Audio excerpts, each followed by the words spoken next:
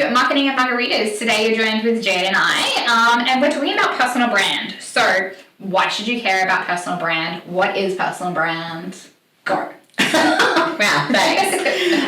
Okay, so people obviously connect with other people a lot more easily than what they do with businesses. Yeah, so businesses have a brand. That's their business. Exactly. And so having a personal brand is a great way of building your business. Yeah. Because it builds people's connection with you, and then that can transfer to building that like, know, trust factor with your business as well. Okay, so you don't have to just be the face of the business to have a personal brand. Yeah, absolutely. Like anyone can have a personal brand. Yeah. And yeah, it's just, I think about it from a marketing and business context because that's the industry I'm in.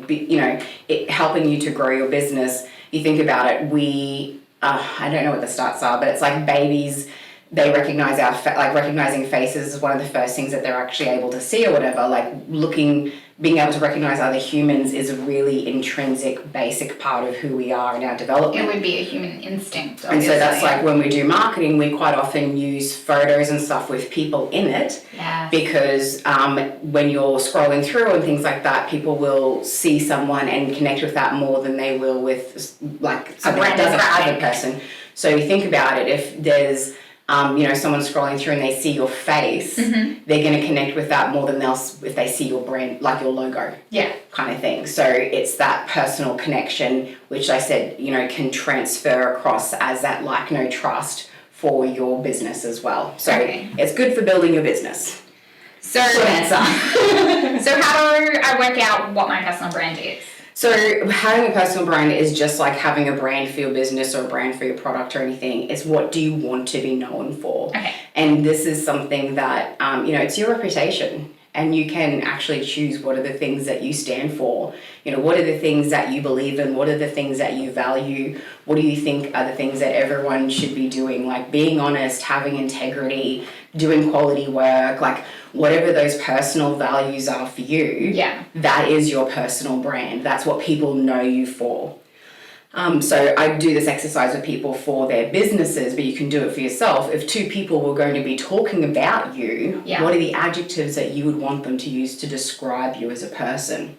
And like, for example, for me, achievement is important. I'm very achievement based. Yeah. And so for me, that means working hard and taking risks. Some of the things that I do that demonstrates that value about achievement. And so I'm it's not that people necessarily know me for achieving things. Yeah. But I think I generally have a personal brand about being a hard worker and being someone who will take risks and do different things and be a bit crazy. Yeah. But it relates back to that achievement thing, and that's part of my personal brand. Okay, yeah.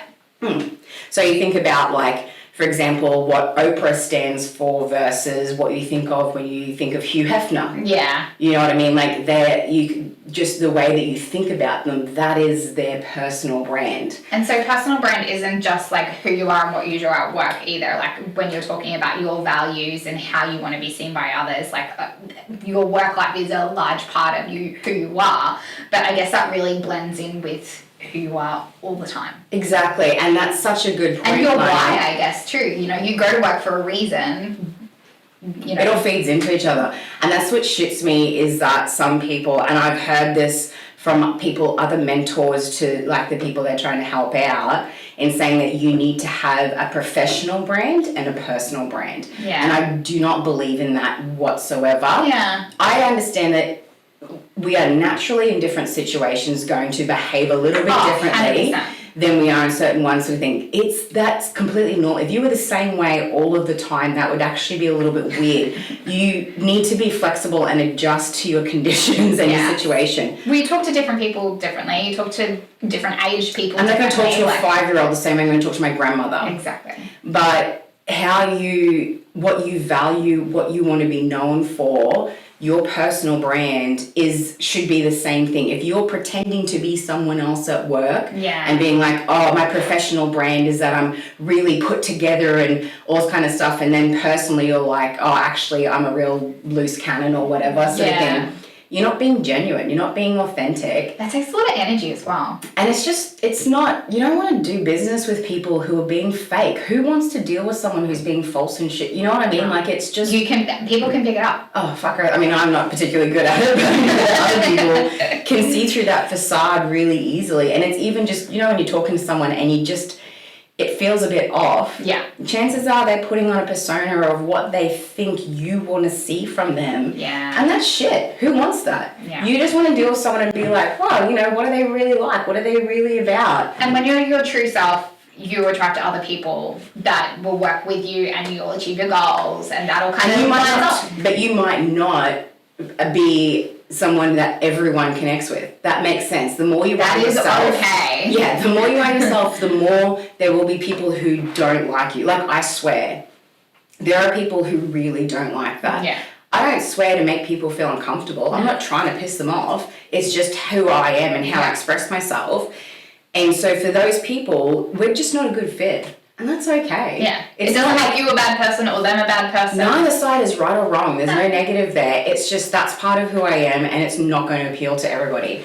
There's probably very many people that I do not appeal to. But yeah, I think that's, you know, a personal brand helps us to know and understand who a person is. And it's something that you can also decide, not like building your ideal self, but kind of like it can be aspirational as well. Yeah. I want to be someone who is known for doing this. And then that's something that you can always be striving for. And that's such a cool thing to do in life. And that's because one of my values is achievement. And so that's why I think that's a good thing.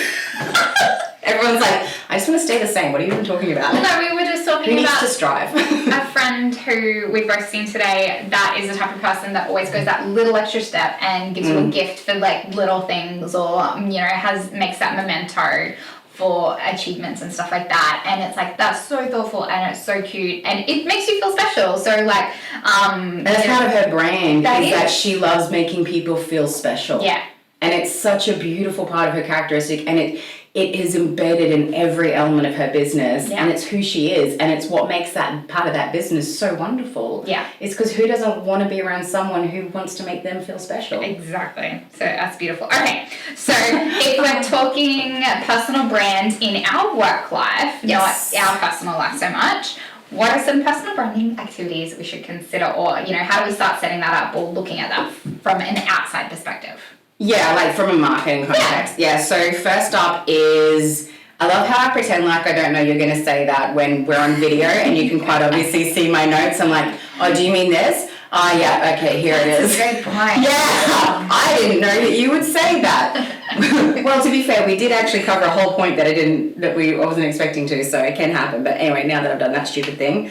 On that, I've missed a note. So... See, look how real it is. When you are working out your brand, two of the things that you really want to focus on are credibility and clarity. So getting clarity for what it is that you stand for and then actually doing that. So that builds into that authenticity and stuff. And like I said, while it could be aspirational and something that you're striving for, you know, credibility is a big part of know, like, and trust. Yeah. So clarity, credibility, they're the things that will help you create a really strong personal brand. Cute. As far as activities though, what could it be? Here's some handy list I wrote earlier. Here's some I prepared earlier. That's it. Okay, so proper headshots. Yes.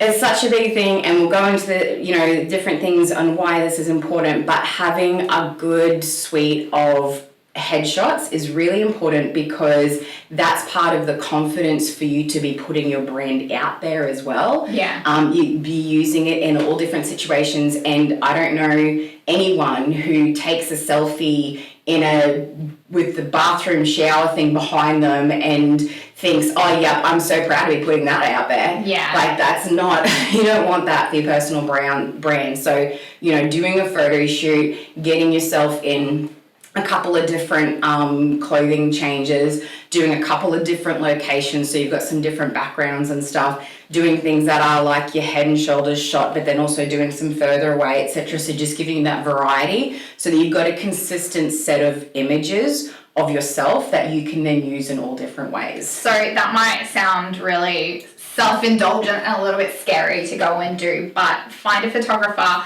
that you can get to know and they can get to know who you are, so they can understand how to visually represent your brand value as well. Like if you're a bit shy or, you know, a little bit more quiet toned, then, you know, get their help to portray who you want to be or how you want to be seen. A really good point. Yeah. Yeah, because it can be difficult. Like I remember when I did my first kind of just me photo shoot, I felt like for me it was really fish out of water getting photos of myself. Like who likes to be photographed? No one. Well, maybe some people.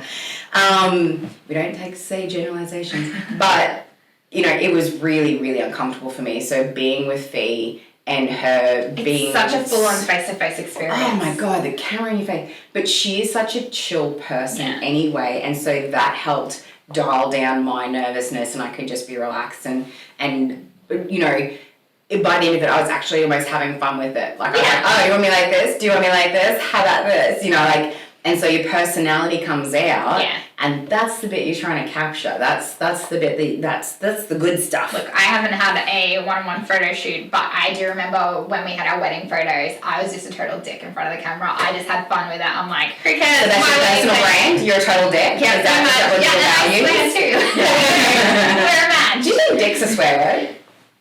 Yes. Really? I wouldn't expect my 5-year-old to say it. That's a curse. I don't know. I didn't think dick was a curse word. Look, if I don't want my 5-year-old to say it, then it's a curse word. Yeah, no, okay, fair enough. Okay. Just like I just cut it off and like he's a curse word. We need to censor this episode. This definitely needs like a disclaimer at the start. Holy shit. Oh, jeez. I don't even remember what I was saying. Yeah, so you know, if you feel comfortable, you have fun with it, your authentic self shines. That's who you want to talk to and resonate with. That's the whole point of personal brand. 100%. Okay, moving on from photo shoots. A proper bio. Yes, so this is actually something I was just doing in the copywriting course. That's the last lesson, and I was doing, like in the lesson I say to them, you know, writing about yourself is one of the most challenging things you're going to do. If you can write a bio for yourself that you're 80% happy with, then you'll be able to nail anybody else's, because that getting to that point is really difficult. So that's really hard homework, because we've actually, for us copywriters at work, we've got other team members to write our bios for us because we know how hard it is. But the crazy thing is, I've done this course, run this course a few times or whatever, and I get the same feedback from these people as I have from previous cohorts, where they're like, oh my God, this was the hardest part. Oh my God, you were right. Oh my God, I don't like this, I don't like this. The ones I read this time, I was like, my God, that's so interesting. These were like great stories. They did fantastic job. Like some of them were shorter and more professional. There's nothing wrong with that. But a few of them just got into the story, and I was like, damn, why weren't you writing like this the whole course? They like, this is the good. Oh yeah, I guess. But it was just the course. Potentially. But it was so good. So yeah, having a proper bio is really important. Writing yourself is not a necessity. I make the copywriters in my course do it because they're learning, but you can get it. Like, I've never written my bio. I get copywriter friends. I've gotten a couple of different copywriter friends to write it for me, and I've adjusted over the years. I did write my LinkedIn about section, and I think you can tell 100% that it's me talking. So you want like a long and a short form one. So long ones are good for like your LinkedIn profile, or and we'll go into this further in a tick, but like a speaker's pack sort of thing. And then a shorter one is useful for like being on your website, any of those. So like having a long and shorter version of it. And it's not a retelling of your resume. Just like your LinkedIn profile shouldn't be a retelling of your resume. It is about your professional journey, and like, whether it's not just about your jobs. Yes. It's about, your personal brand is about you as a person, and we already talked about how bad it is to try and cut off one from the other and how that's inauthentic. Yeah. Your personal brand should be reflected in your bio. So it is your paid work, your volunteer work, your personal pursuits, hobbies, etc. All of that builds into a picture of who you are today, and that's what your bio is. And for everybody, that'll be different. Yeah. You know what I mean? So for some people, it's like they might have gone through like schooling and stuff, and then gotten a job, and then won some awards or whatever, and they just had this really steady career. Most of us have like these really windy stories and everything, and we're like, not ashamed of it, but people are like, oh, you know, I had a really non-traditional career path, or oh, I've got this random thing where I volunteer every year as Santa for this or whatever, and you know, they don't think it fits in. But I'm like, that's the gold. Yeah. The standard, not that there's anything wrong with being conventional. I'm not against conservatives, but you know, there is like many people treading a traditional path, whereas it's the deviations along the way that make us who we are, and that part of it, I think that's the story that you're trying to tell. So having a bio that's not just a you know, timeline of what you've done, that has your personality and your brand exemplified in it is really important. 100%. And an example for you is like, you know, your marketing, and most people know Jade McCauley as this loud out there marketing person who curses and then really loud. Can I finish? Sorry, ears. But you know, you've volunteered for the likes of Mars and places like that. You're really caring about soft furry creatures, and you know, you've done volunteer work in that. That's free. I don't like people. Free money. I love animals and I don't like people. I know, but all of this brings together the picture of Jade McCauley. So without that, you're just this really loud person. But then you're like, oh, she likes cute, cuddly little creatures, and it's like, oh, she's soft. Right, so that's the nicest I'm just thing. saying, it's like the whole picture, so. Yes, 100%, and that's why I think trying to divorce your personal and professional brands from each other is just giving a really one-dimensional look at you, and we're not one-dimensional, and I don't know about you, but I don't want to deal with one-dimensional people. I want to deal with someone, and they're a bit boring. Well, and that's it, and like, you know, if they're interested in something that's not business related, just on the side, and I'm interested in that too, that's a way for us to connect. Yeah. So create a relationship. We'll probably end up doing work or something together, or helping each other down the line. 100%, man. So yeah, all that stuff's really important to have, but that comes down to having a bio. So after you have a bio set up, you need to use it. Yes, 100%. So your LinkedIn profile, upgrade, do some posting. How can we utilize that best? Yeah, so with your LinkedIn profile, like I said, you do not want to just have a retelling of your resume. And I guess the best way to describe it, this sounds really showboaty. I don't know how else to say it though. My LinkedIn profile, if you went and had a look at it, you would see that I've got a cover image that is Rebel branded. And then I have a professional headshot of me that's nice and clear and simple, that you can see my face. The amount of people who have LinkedIn shots that don't have their face, and it's like, no offense, but your name is probably not that unique, that there's not going to be like 5 of you. So I really recommend having a face on there. And no offense as well, but sorry to the married chicks, the amount of people I have on my things. Wedding photos. No, their last names have changed. Oh, yeah. So it's like, you know, Alana Brake is sending me a friend request, and I'm like, who's that? Like, I know Alana Marsland, but I remembered your maiden name. That's actually, because I forgot it the other day. It's been so long. You're always thinking of me, though. Always thinking of you. I'm sure I'm glad that's what you picked up from that.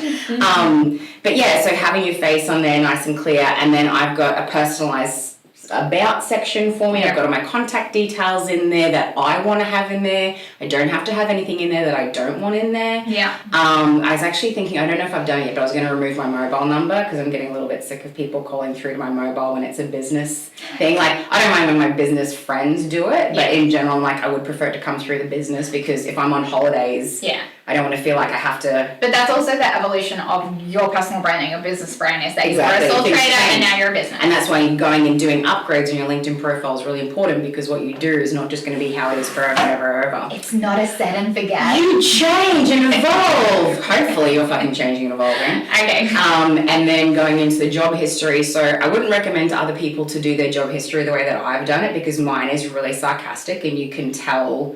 Not all of it's sarcastic, but some of it's quite tongue-in-cheek, and you can tell. But that's me being myself. And you're not going to get hired anywhere else. I know. Good Lord, I don't think anyone would take me. So, you know, when you think of your jobs, you don't have to have every single job that you've ever done on there, and you don't need to go, you know, having a bullet point of the skills I got, you know, my cash handling skills when I worked at Kmart and stuff. You know, you don't need to have that stuff on there. Again, your LinkedIn profile is an extension of your personal brand. Okay. So it's that story about who you are. So putting your volunteer stuff, you know, if you're in Rotary, you know, like I was on the chamber committee, like any volunteer things you did. Like you said, I was with Mackay Animal Rescue Society. That's not a professional thing, but I did marketing and a rebrand and a website and stuff. So it does actually have a professional context to it, and it shows what I value, which is animals, not people. So upgrading your profile and making sure that you've got all those bits and pieces on there as well, to make full use of that. So, because when people search for us, LinkedIn profile will always be in those top search results on Google. So having your profile updated is a really important part for your personal brand.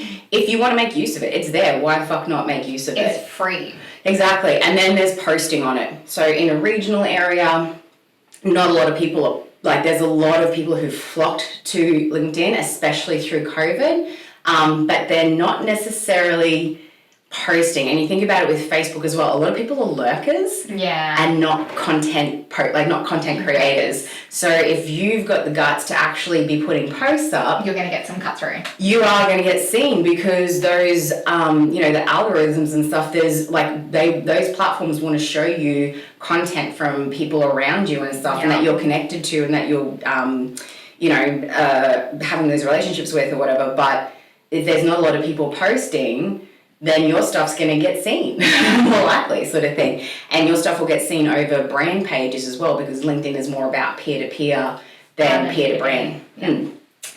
So yes, post, update your profile, use LinkedIn. Okay, so when people think about personal brand, they think of like you kind of selling yourself or who you are. So that kind of makes me think of like face-to-face networking.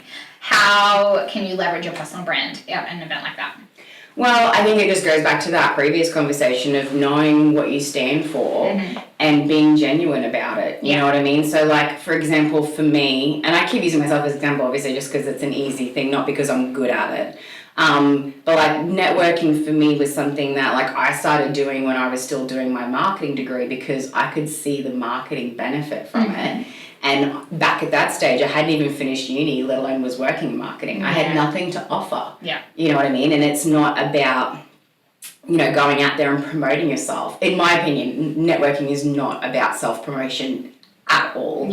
For me, it's like I started doing that networking as like a 19-year-old fledgling marketer, because I was in marketing because I was interested in people's businesses and why they do it and how they do it, and the marketing part of that is promoting the awesomeness of what they're doing, and that's why I got in, that's why it interests me so much, and it's still why it interests me so much. So like when I go to a networking event, if I sit there and have one conversation, talk to just one person the whole night, that's a successful event to me. Because I've made a really, truly proper connection with that person. And, when I come across them again, or, if I think of something where I'm like, oh, I know that they will look, because we would have talked about a bunch of stuff, and I would have been asking them questions about, oh, what is it that you do? Why do you do that? Is that the same? I get really involved in people in their businesses. It's handy being in marketing. But for me, I can then be like, oh, I was talking to so-and-so about this the other day. Thought this might be helpful. I'll send you their details, sort of thing. Like, that's how I find it, is I can help connect people, because I actually have really proper conversations, not just be like, with my business cards. And then it's easy. I've seen people do, and it's fucking hilarious. One of the first events I went to for a networking thing, this chick came to our table. She was on our table. So she came to the table and she just put a business card down in front of everybody and then sat down, and I was like, well, that was awkward. Like, this is my first one, but I'm pretty sure that's what I'm meant to do. She didn't even say hello, introduce herself. She just said, pop, pop, pop, pop, pop. Yes, exactly. And I still know her today, and it's so hilarious. But from that experience, it's not someone you would see at the coffee shop or whatever on your way to work and be like, how did that go? How's that going? Because we didn't talk. I didn't create a connection. And it's, I'm not saying I go to events and just talk to one person. I do talk to other people, sort of thing. Well, now you know all these people because you've had those in-depth conversations. And every time you see each other, that's another touch point as well, and building those relationships and stuff too. It's not, I think if you go with something with the mindset of being about promoting yourself, trying to generate business, that's you're always probably going to be disappointed, and you're probably not going to come across very well either. Whereas if you go that I generally want to create new connections, new connections leads to business. Yeah. New connections leads to new opportunities. New connections lead to all types of benefits. That's the goal of networking, and that's it is part of your personal brand. Is that when people meet you and talk to you face to face, it's really easy to get a genuine understanding of who they are and what they're about. Definitely. And this is kind of a little bit sidelined, but like if whatever you're selling, whatever you're doing, like your core value is you're solving a problem for someone for whatever it is that your product or service does. Like, how am I trying to say this? If you're connecting with people and getting to know them and they actually have that problem and they need help with this thing, then, it's a bonus. You're a natural fit. Actually know that, hey, this will work for you. I can fix your problem. Let's be friends. The amount of times I'll be talking about, we'll be talking about something or whatever, and I'll be like, oh, like we just were talking about with Abby before, and I'm like, so how, do you know how many people are coming to your website from which social media platform and from which device, and then how many of those are actually converting into sales? And she was like, can you even know that? And I'm like, yeah, Google Analytics. And so, just by being interested in her business. And you weren't like, hey, Abby, do you need Google Analytics? Do you know Google Analytics is great for analytics of Google? Like, you know what I mean? Like, that's not how people talk to each other. No. On a side note, that is also useful for things like LinkedIn, is that when you are posting, is to remember that you're actually talking to a person. Yes. Social media is social. Yeah. At its very base level. So talking, like writing a post as though you're talking to a person, highly recommend to do that. Okay. So another personal branding activity to consider is guest speaking. Yeah, so this is one, for me, I still, for example, my hands are sweating right now. Speaking in public and in front of people is still something that makes me really nervous. Shucks. Shut up. And I really, really hated public speaking at the start, and whenever someone asks me to do it, I 99% of the time will say yes. And I only say no if I if I do already have something on that day, because I know it's something that makes me very uncomfortable. And so I feel like that's something that I need to do for me to be growing and developing and stuff. But public speaking is... And that aligns with your brand value of achievement. Yes. I always have to be pushing myself. I can't just relax. But yeah, so doing that public speaking, it means that for me, it's been such a great brand builder, because I'm not a polished person. I am rough around the edges and stuff, but I do really care about what I do, and I'm really interested in what I do. And so when people see me speaking about, marketing and socials and data and websites and shit, they're getting that. But instead of me just talking to one person at a face-to-face networking event, which quality, absolutely want that, but it's me talking to 500 people at a conference, then they're building a personal connection. Even though I don't have the opportunity to necessarily build a personal connection to them, they are building a personal connection to me. Yeah.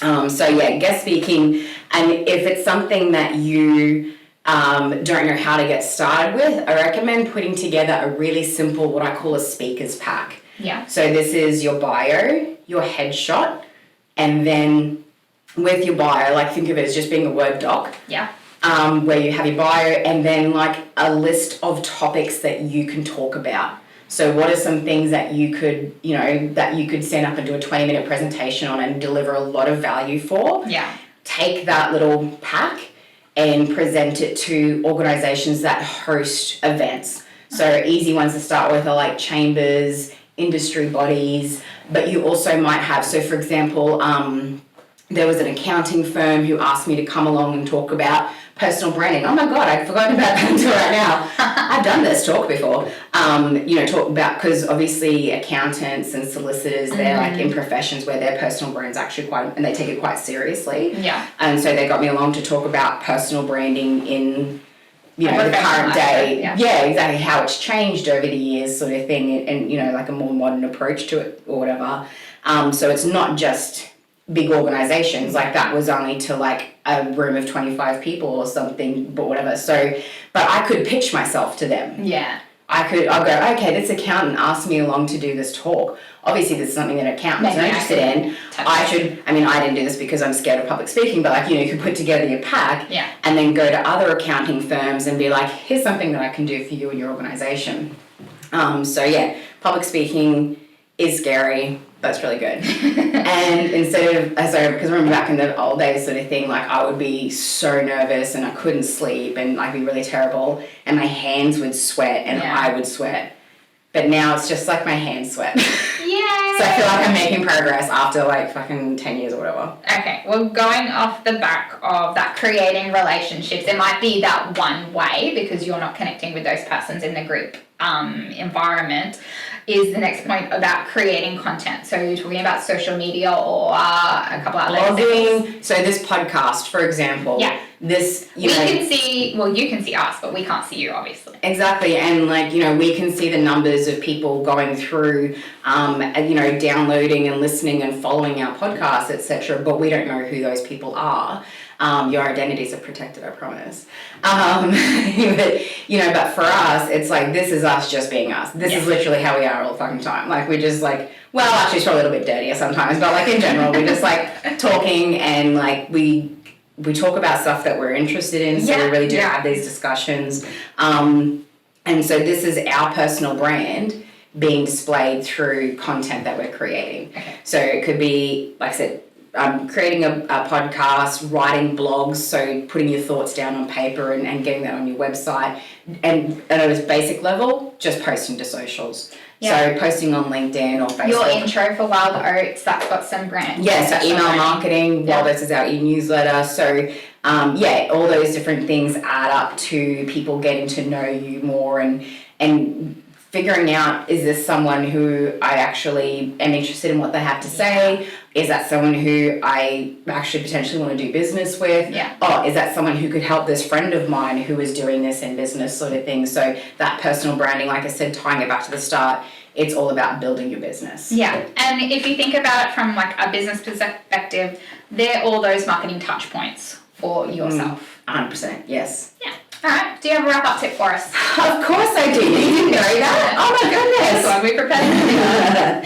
Okay, so at the start, I talked about how 2 ways of building your business is about building business. Building your personal brand is clarity, so knowing what you stand for, and then credibility. So for a wrap-up tip, I just wanted to touch on a couple of things about building credibility. So, I'm going to say obviously, but you probably have like experience or training or qualifications or, apprenticeship, whatever it might be, sort of thing, like your credibility, like that you can do what you say you're going to do. And then there's other ways that you can enhance that credibility. So things like joining member industry organisations. Yes.